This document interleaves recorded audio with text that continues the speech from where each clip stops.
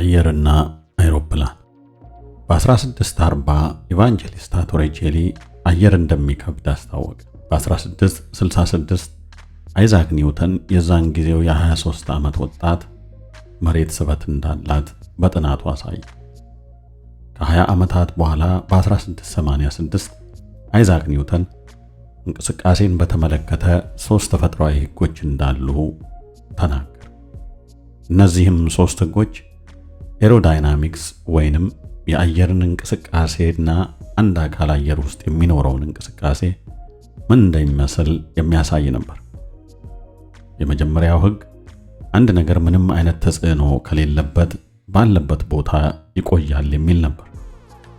ሁለተኛው ሕግ አንድ ነገር እንቅስቃሴው፣ ፍጥነቱ፣ ጊዜና አካሉ አንድ ላይ ሆነው ከጉልበቱ ወይም ከኃይሉ ጋር እኩል ይሆናሉ ይላል። ያ ማለት አንድ ነገር ለማንቀሳቀስ ኃይል ወይንም ጉልበት አካልን በልጦ መገኘት አለበት ማለት ነው። ሶስተኛው ሕግ ለሁሉ ድርጊት ተቃራኒና እኩል የሆነ ድርጊት አለ የሚል ነበር። እስቲ ይህን ነገር እንዴት አይሮፕላን ላይ እንደሚሰራ እንየው። የመጀመሪያው ሕግ የአይሮፕላን ምንም እሱን የሚያንቀሳቅሰው ነገር እስከሌለ ድረስ እንዲሁ ይቆያል ማለት ነው።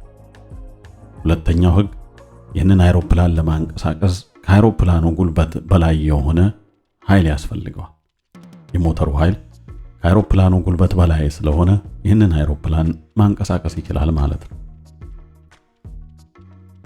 ሶስተኛና የሚደንቀው ሕግ ግን ይህ አይሮፕላን ከመሬት ለመነሳት ሞተር ብቻ ሳይሆን አየርም ያስፈልገዋል። አየርን በአውሎ ነፋስነትና ወይም ውሃን ሞገድ ሲያደርገው እንጂ ሌላ አቅሙን ብዙም አናይ። አየር ከባድና መሸከም የሚችል በመሆኑ ይህንን አይሮፕላን መሸከም ይችላል ማለት ነው። ይህ አይሮፕላን እንዲህ ሲሮጥ የፍጥነቱን ያህል የአየሩ ወይም ንፋሱም ፍጥነት ከአይሮፕላኑ ፍጥነት ጋር እየተስተካከለ ይሄዳል።